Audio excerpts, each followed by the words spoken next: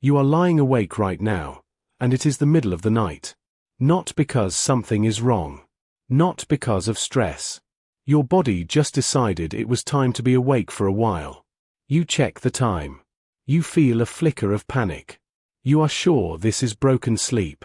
But for most of human history, this was not broken. This was normal. For roughly 300,000 years, your ancestors slept in a way that would look strange, even alarming, to a modern doctor. No mattress. No bedroom.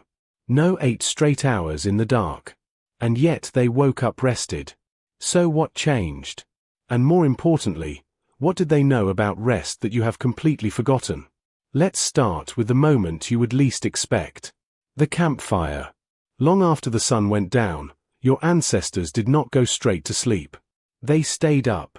They talked. Anthropologist Polly Wiesner spent years recording nighttime conversations among the Juahonsi, a hunter-gatherer group in the Kalahari Desert.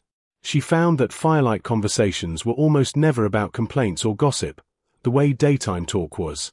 At night, people told stories, myths, histories, jokes about ancestors long dead. The fire was not just warmth. It was a nightly ritual that pulled the whole group together before rest, a kind of communal decompression that modern life has almost entirely erased. Only after that did people drift off. And here is where it gets strange. They did not sleep in one block. Historian Roger E. Kirch spent over a decade combing through diaries, court records, and medieval texts, and found hundreds of casual references to something called first sleep and second sleep. People would sleep for a few hours after dark, wake naturally in the middle of the night for an hour or more, and then fall back into a second sleep until morning. This waking period was not treated as a problem. People used it to pray, to think, to talk quietly with a partner, even to visit neighbors. It was expected. It was normal.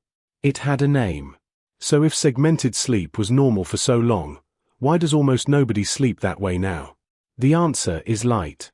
Cheap, constant, artificial light. Before gas lamps and electric bulbs, night was dark.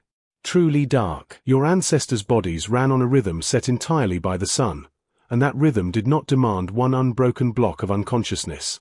It allowed for a natural dip, a wakeful gap, then a return to sleep.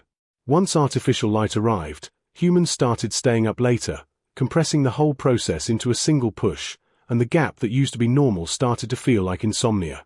But it was not only about darkness.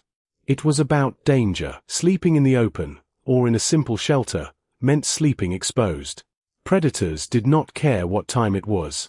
Neither did rival groups, or the cold, or a fire that needed feeding.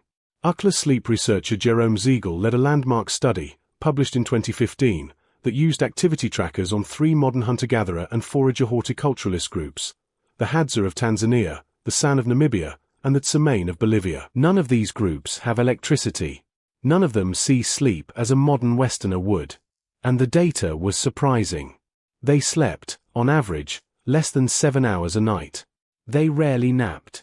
And they almost never reported insomnia, a condition that plagues a huge percentage of people in industrialized countries. Let's pause and actually picture this. Imagine you are lying near a dying fire. The ground beneath you is hard-packed earth, softened maybe with grass or an animal hide. Someone is on watch, or the group is clustered close enough that a threat would wake more than one person. You do not fall asleep the second you lie down. Your body is still slightly on alert, tuned to the sounds around you, in a genuinely lighter stage of sleep than you would expect in a locked, quiet bedroom. Around midnight, you stir. Someone across the fire is already sitting up. You are not annoyed. This is simply what night looks like.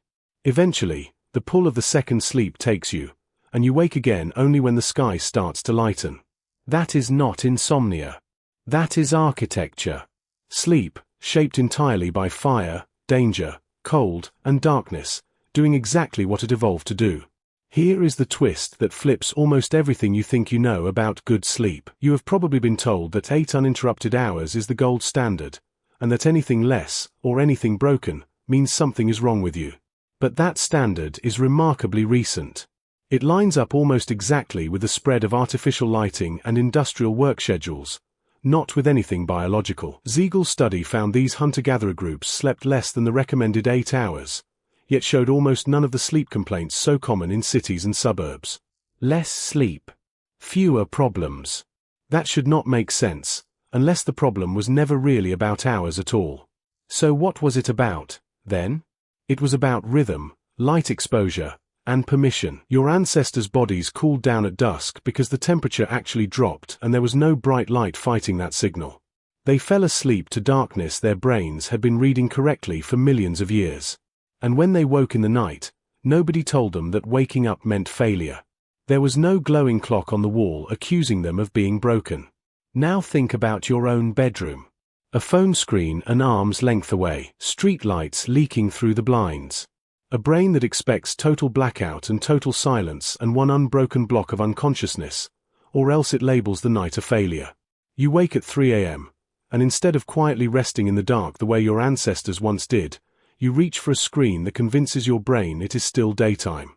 The wake-up itself is ancient. Completely normal. It is what you do next, and what you have been taught to believe about it, that has changed. Which brings us back to where you started. You are lying awake in the middle of the night.